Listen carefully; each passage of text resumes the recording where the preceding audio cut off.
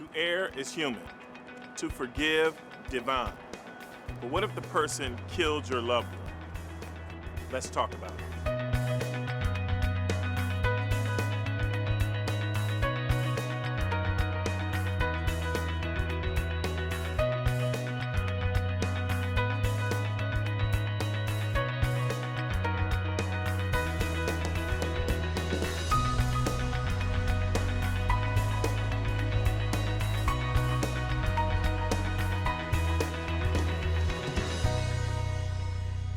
Welcome to My Healthy Mind. I'm your host, Michael Hunter, and this is my co-host, Elizabeth Atkins. Hello. My Healthy Mind is a show where we showcase and highlight taboo topics. Nothing is off limits. We talk about it here on our show. Bipolarism, schizophrenia, obesity, human trafficking. If you can name it, we can talk about it. We want people to be free and liberated from whatever they're going through in life. So we highlight stories of triumph. Elizabeth, what are we talking about today on My Healthy Mind? I think it's the ultimate triumph, Michael, because the word forgiveness, we hear it all the time, but how many of us can actually do it? And imagine forgiving someone who killed your son. We have a guest named Renardo Bowles who killed a man named William Hanna when he was a teenager. And today we have not only Renardo sharing his story, but we have William's mother on the show to talk about how she found the power to forgive Renardo for killing her son. That is so powerful. It's very tough to forgive. Think about all of the little things in life that have probably set us the wrong way and little grudges that we've held, and imagine trying not to get past that, but now somebody killing your loved one has to be really tough. Right, so that's why it's so powerful, because they're an example to the rest of us that forgiveness is possible for a mother's worst nightmare. They can teach us all on how to find that within ourselves. And interestingly, they both said faith and their beliefs in spirituality enabled them to have the power and strength to forgive and receive forgiveness. And I wish I had as much faith as they exemplify, and it's as encouraging to me as it will be to others. This show will have a very large impact on a lot of lives. Absolutely. So stay tuned so you can hear their story about forgiveness. I was feeling so alone. I was going through a really difficult time. I didn't want to bother anyone. I didn't think they'd understand. It was tough at first, but I did it. I'm glad I asked for help. I asked my teacher. I asked my dad. You can do this. Whatever it is, ask for help. If you're thinking about suicide or need support, call the Trevor Lifeline. Trained counselors are there to help 24/7. We are this close. We're this close. We are this close. Of wanting to making history. This close to changing the world. We're this close. This close. This close to making sure no child suffers a crippling disease ever again. This close. We are this close to ending polio. Ending polio. All we need is you. This close. If we don't act now, we may lose this chance forever. Help Rotary make history at endpolionow.org. Stress, depression, and severe mental illness can happen to anyone. Team Mental Health Services has been helping those struggling with these conditions in southeastern Michigan.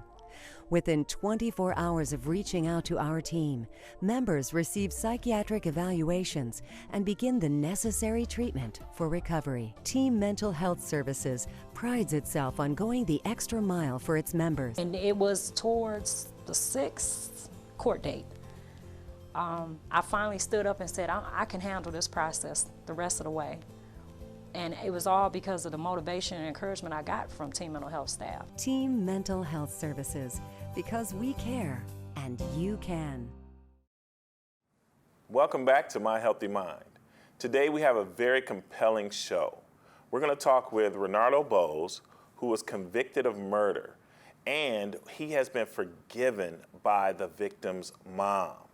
Renardo, tell us your story. Well, my story goes back 23 years ago. I was a hot-headed. When listening to me, I was 19 years old, and I had an altercation with a young man who I went to school with. I was in the street life, and me and the young man exchanged words, and it escalated to the point where I wound up meeting him later on around the corner from the gas station we was at, and I put out a firearm and I shot him, killing him and one of his acquaintances. During that time, I was apprehended about 2 weeks later, tried and convicted of those crimes and sentenced to life in prison. While in prison, my grandfather came up on a visit, pretty much chastised me, asked me a lot of questions, said, I didn't raise you that way, how did you wind up this way? And that was a turn in my event. Later, about maybe 2 or 3 years later, I got a letter from the victim's family, Mr. William Hanna's mother. And she was engaged. She said she wanted to know what happened, had answers. I could not give it to her because technically I didn't really know, It was a way of life for me. However, however, it was some things in my life at that particular time I didn't really understand myself. 2.5 years later, I wound up getting a reversal. The fall of 1994, and they reversed my convictions because I just didn't go in there and lay down. I wound up educating myself. I attended 3 different colleges as well, and got a paralegal certificate, and I wound up getting back in court. Well, that was devastating to the family, and of course, they wanted to know why. But when I got there, I seen Miss Hannah in there, and she was real vocal, about her representing her son and what happened. She later on addressed me after I pleaded guilty to 27 to 40 years, and she told me, that she had forgiven me, and that, and I looked around to her and I told her, I said, from this day forward, Miss Hannah, I would live my life for myself and your son, and I would be a beacon light, and that's exactly what I did. I wound up getting out after 23 years. I got out October 22nd, 2013. And you made history, right? Yes. Because you were convicted to life in prison for murder, and you were released. Tell us how you felt about that. Well, it was most definitely divine order. I felt, that it enriched my faith, and it also gave me opportunity to be the message that I bring and keep my promise to her. Later on, I was able to, I was called down to the lobby, and it was Miss Hannah. She embraced me, every step of the way. She had been following my whole lifestyle and making sure I was keeping my word. Did it surprise you that she forgave you like that? Yes, it did. It's remarkable. It did. It's unbelievable. And from that point, we was able to establish a relationship. I lost my mother. That's another thing why I wound up here. I lost my mother before I came out, and that devastated me. And I was suicidal. I really didn't know where to turn to, and I had a friend who told me to refer me down to teen mental health. And I came here a week after I got out, and I've been here ever since. I wound up going through the peer support class, getting certified.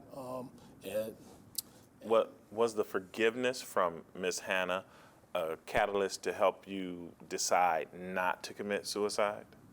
No, it was a combination of things, not just that. It was a friend of mine who was a member here who told me that, because I really I didn't know how to grieve. I was grieving. My mother was my life. I spent my whole life in prison trying to get back out here too, and for her to die right before I get out, it was devastating to me. And I'm still dealing with it, and teen mental health, if it wasn't teen mental health, I wouldn't be here today. Well, it's a teen wellness center now. Yeah. And for me to be employed and honored to help other people, it's just a pleasure. And how often have you been in contact with Miss Hannah? It's funny, I didn't want to exploit the whole situation. Her and I have been in a relationship, a good relationship, a healthy relationship since I've been home. I didn't want to put that out there because a lot of her family might have been uneasy about it. I was able to amend with one of her sons, and I'm working on another one. Renardo, your story is amazing, and you will inspire so many of our viewers today. Thank you for sharing your story here on My Healthy Mind. You're welcome. And coming up next, we will talk with Ms. Hannah Moore about how she found the power to forgive Renardo for killing her son. We are this close. We're this close. We are this close Of wanting tea. to making history. This close to changing the world. We're this close. This close. This close to making sure no child suffers a crippling disease. Ever again. This close. We are this close to ending polio. Ending polio. All we need is you. This close. If we don't act now, we may lose this chance forever. Help Rotary make history at endpolionow.org. It began with my big toe, That was my first amputation that I had. Berger's disease, it's a vascular disease brought on by smoking. My fingers started to go piece by piece. First it was my left leg. After my left leg, it was my right leg. And so now I'm a double amputee, all from smoking. My tip to everyone is, don't believe that this can't happen to you, because it can. You can quit. For free help, call 1-800-QUIT-NOW. Stress, depression, and severe mental illness can happen to anyone. Team Mental Health Services has been helping those struggling with these conditions in southeastern Michigan. Within 24 hours of reaching out to our team, members receive psychiatric evaluations and begin the necessary treatment for recovery. Team Mental Health Services prides itself on going the extra mile for its members. And it was towards the 6th court date. I finally stood up and said, I can handle this process the rest of the way. And it was all because of the motivation and encouragement I got from Team Mental Health staff. Team Mental Health Services, because we care and you can. We're back with Ms. Geneva Hannah Moore, and she is going to share with us how she found the power to forgive Renardo Bowles for killing her son William when he was only 18 years old. Ms. Moore, welcome. Thank you. You're welcome. We're so happy that you're here to share your inspiring story. Tell us how you found the power to forgive Renardo for killing your son. First of all, I encountered Mr. Bowles after losing my son. Murphy Hall of Justice. Mr. Bowles was around 18 years old. He was convicted of life without parole. And after sitting in the courtroom, looking at him, he was a short, young black man, and I just felt that that was a lot of time for a mistake.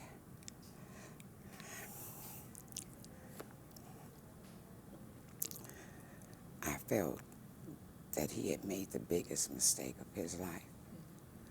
So there was two young black men lost in this situation.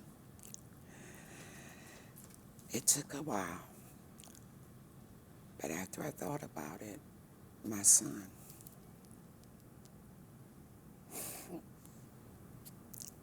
is with his Heavenly Father. Mr. Bowles was left here. And in my mind, I thought maybe I could help him. So he wrote me a letter. He came up for an appeal. I was there to agree to the 25 years.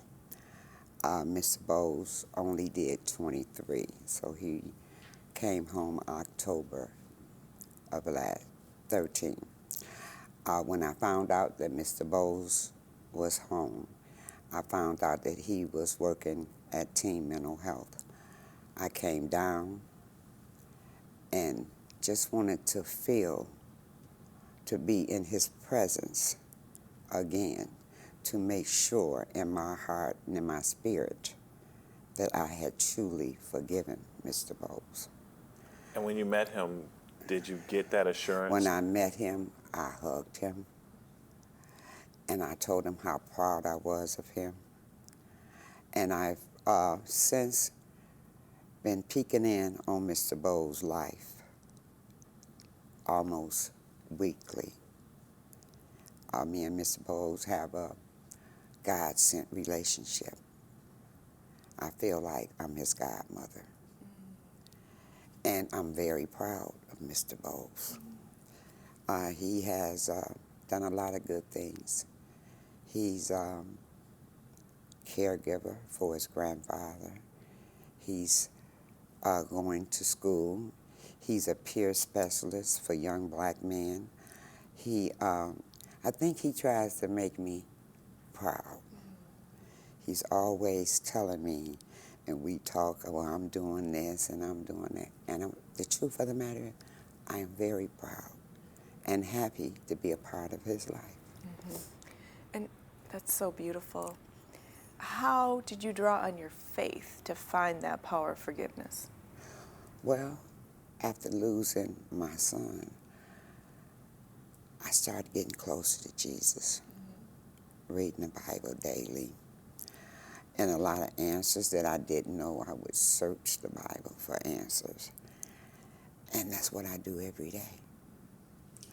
And me and Mr. Bowles have somebody in common. We have a teacher, T.D. Jakes, and we share a lot of his programs together. And, you know, he's very inspirational. He has been inspirational in me and Mr. Bowles' relationship. And today,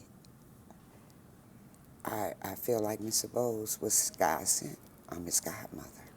And as you feel like his godmother, has that feeling of forgiveness and nurturing that you feel today, has it resonated through the rest of your family? Is everybody on board? Has everybody been on board about that? Everybody's on board.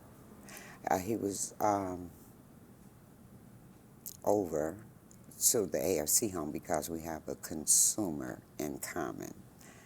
And my brother, my cousin, my granddaughters, they all like Mr. Bowles. Thank you, Ms. Moore, for sharing your amazing story with us today. You're helping a lot of viewers of My Healthy Mind today. Thank you. And coming up next, Ms. Moore will be joined by Renardo Bowles, who will share their common mission about how they're working together to help other people find the power to forgive. I was feeling so alone. I was going through a really difficult time. I didn't want to bother anyone. I didn't think they'd understand. It was tough at first, but I did it. I'm glad I asked for help. I asked my teacher. I asked my dad. You can do this. Whatever it is, ask for help. If you're thinking about suicide or need support, call the Trevor Lifeline. Trained counselors are there to help 24/7. It began with my big toe. That was my first amputation that I had. Berger's disease, it's a vascular disease brought on by smoking. My fingers started to go piece by piece. First it was my left leg. After my left leg, it was my right leg. And so now I'm a double amputee, all from smoking. My tip to everyone is, don't believe that this can't happen to you, because it can.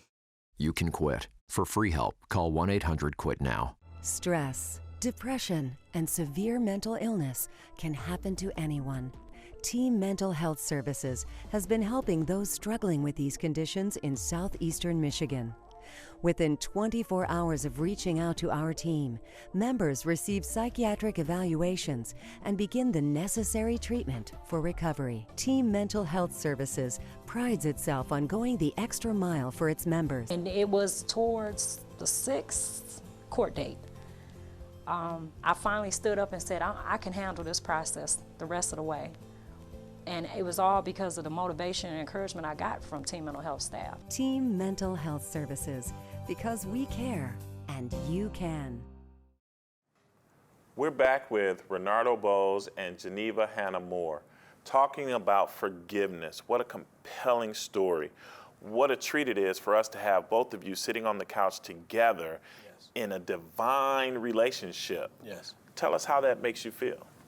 I feel truly blessed, Mr. Hunter. I mean, for opportunity. Most people don't get the opportunity to forgive, to be forgiven, and forgive others.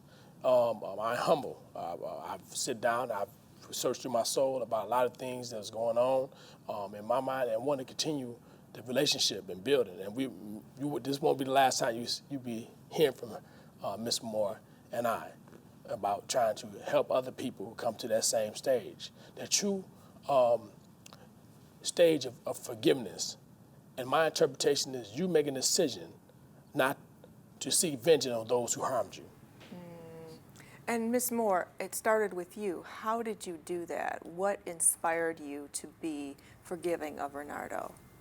A lot of praying, reading the Bible, and Mark 11:25 states, in other words, if you can't forgive, then God can't forgive you.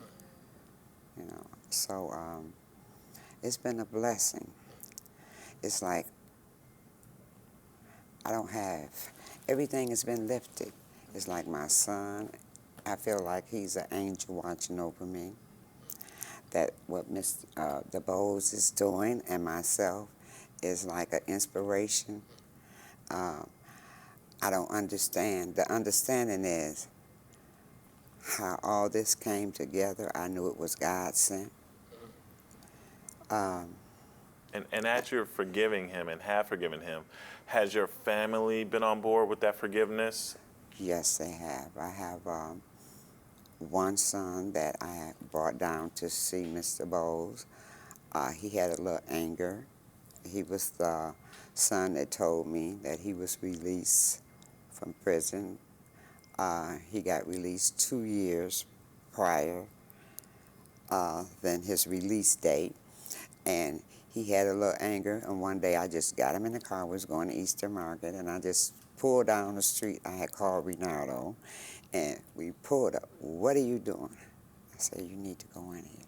So he explained to Mr. Bowles his anger, and he wanted to hear his reaction.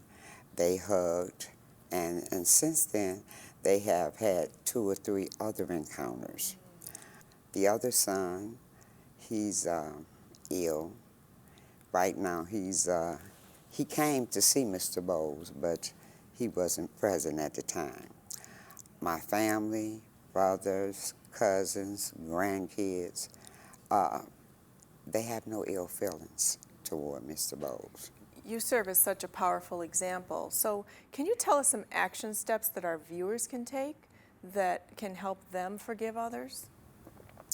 First of all, you need to pray, you know. We all are sinless.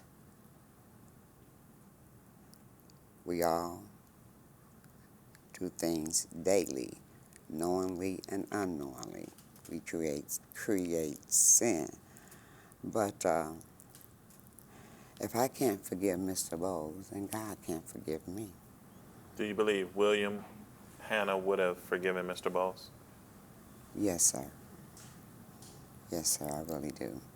I think William's spirit is here today. You know, every time I look at Mr. Bowles and I'm around Mr. Bowles, I think of my son. And when I look at Mr. Bowles with what he's doing in his life, it makes me feel good about the situation. And feeling good is very important because Nelson Mandela once said that holding on to anger is like holding on to a hot coal and expecting it to burn someone else when it really only hurts you. So you've both learned to release that. And Renardo, do you have anything to add on how other people can find the power to forgive? First, what you have to do is that you got to find it in your heart. Do some searching. How can you expect to be forgiven from your trespasses if you don't want to forgive nobody else? It's plain and simple, bottom line.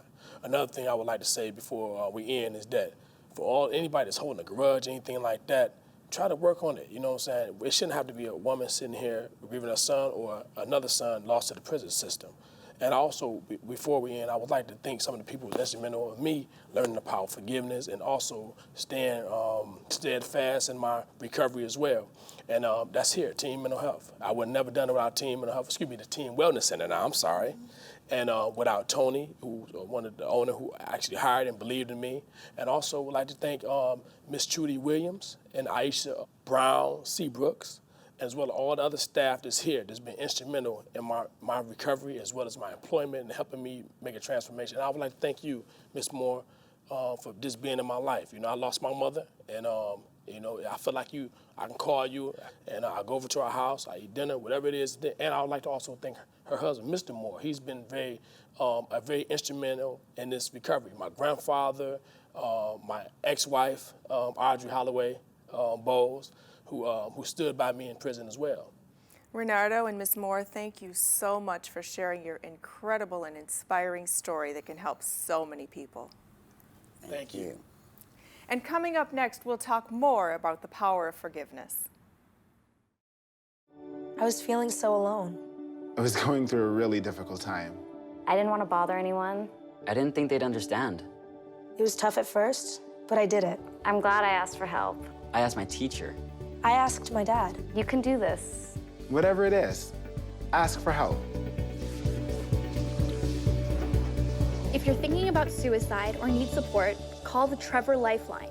Trained counselors are there to help 24/7.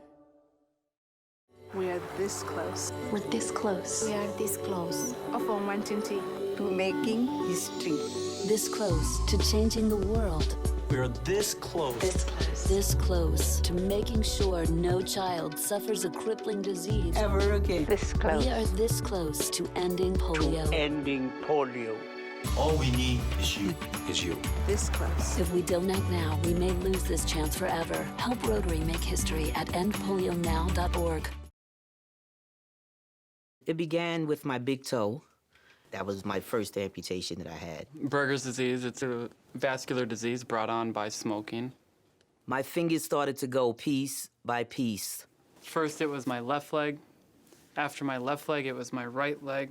And so now I'm a double amputee, all from smoking. My tip to everyone is, don't believe that this can't happen to you, because it can. You can quit. For free help, call 1-800-QUIT-NOW. Elizabeth, what an emotionally powerful show today. It was. Geneva Hannah Moore has become one of my new heroes. Me too. The power to forgive. Can you imagine? No, I can't imagine. But also another amazing thing about this story is the fact that Renardo was a 12-year-old gangbanger in the same gang as his dad, following in his father's footsteps, selling heroin when he was 12. He was just on the fast track to trouble, to become a statistic, and he did, but he turned his life around. And look at him now. He's out, he's working for Team Wellness Center, he's helping people.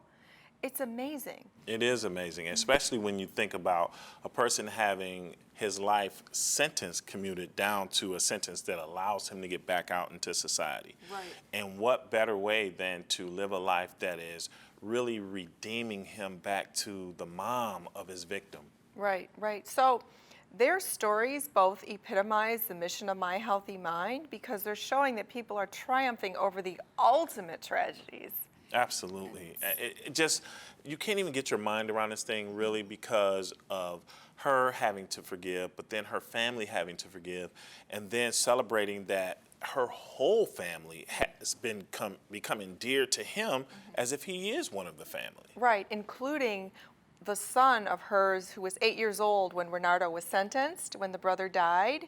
He was 8 years old and his whole life he wanted revenge, but he too found the power to forgive. We want to hear from you. What do you think about this issue of forgiveness? Do you think you have the power within yourself to forgive like they have? Write us an email at myhealthymind.com or send us a tweet, write us a post on Facebook. We want to hear from you.